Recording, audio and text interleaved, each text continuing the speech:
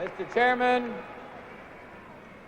my fellow Republicans and fellow Americans, first let me just express my heartfelt thanks for the honor that you've given me, the opportunity to run on our party's national ticket with a great leader like Ronald Reagan.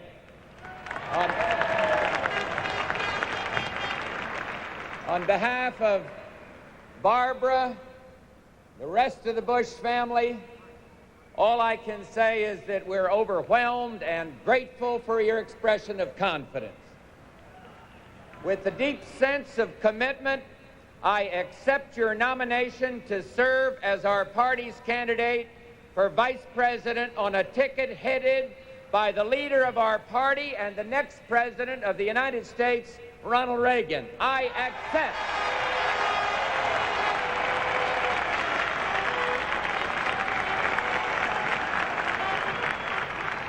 I enthusiastically support our platform, and I pledge to you my total dedication and energies in a united effort to see to it that next January 20th, Ronald Reagan becomes our nation's 40th president, and that a bright new era will begin for an America in the decade of this 80s.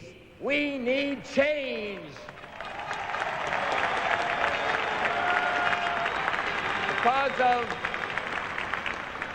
Because of Ronald Reagan's leadership, we Republicans emerged from this convention as a strong, united party, rededicated to the principles that have made our country great. And there has been a spirit of victory in the air this past week here in Detroit. But if that spirit is to be translated into reality, it's up to each and every one of us to help carry Ronald Reagan's message of a strong, free America the length and the breadth of this land.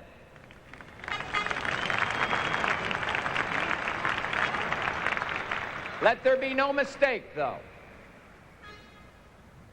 Jimmy Carter, though he may have in the past 4 years been a failed president, he is a formidable campaigner who can be expected to use the power of his office to suit his own political ends.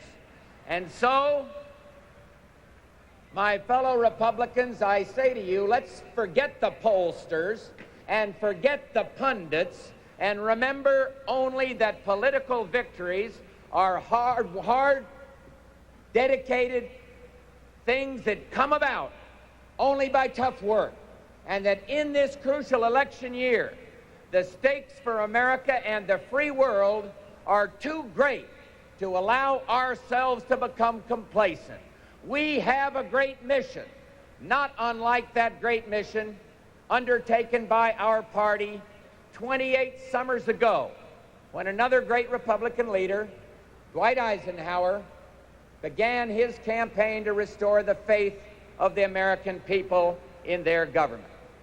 Dwight Eisenhower, a man of decency, compassion, and strength, led America 3 days ago into a new era of peace, prosperity, and progress.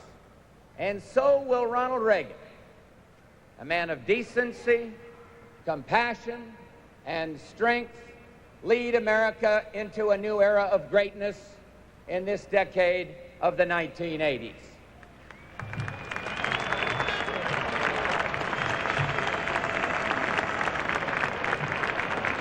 That is the mission, the great mission. All of us working together, joined by millions of disillusioned Democrats and disappointed independents, must undertake in the campaign ahead. My fellow Republicans, this is Ronald Reagan's night. He is the man whom you and the American people are waiting to hear. Let me then conclude these words of acceptance by paraphrasing what I told this convention last evening, just moments before you nominated our party's standard bearer for the presidency.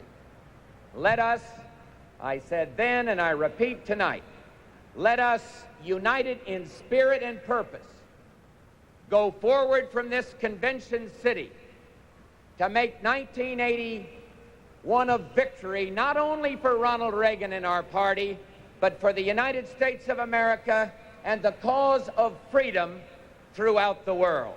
Thank you very, very much.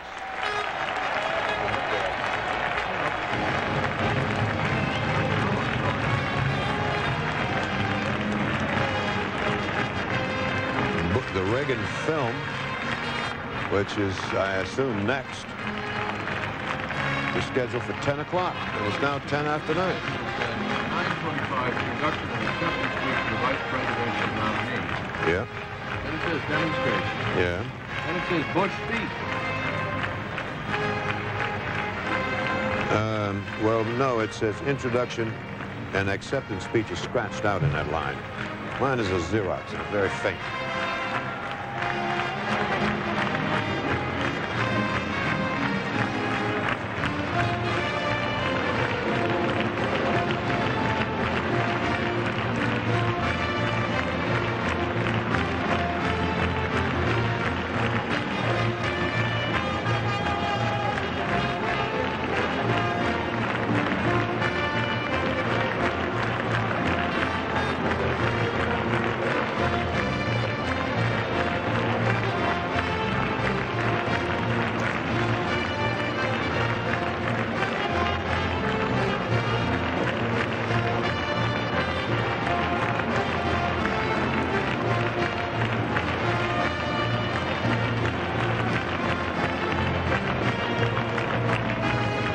Reagan's acceptance speech will be coming along shortly.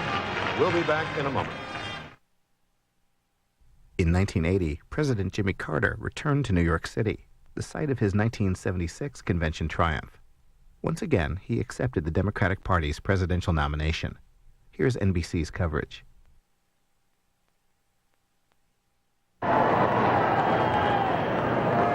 Fellow Democrats,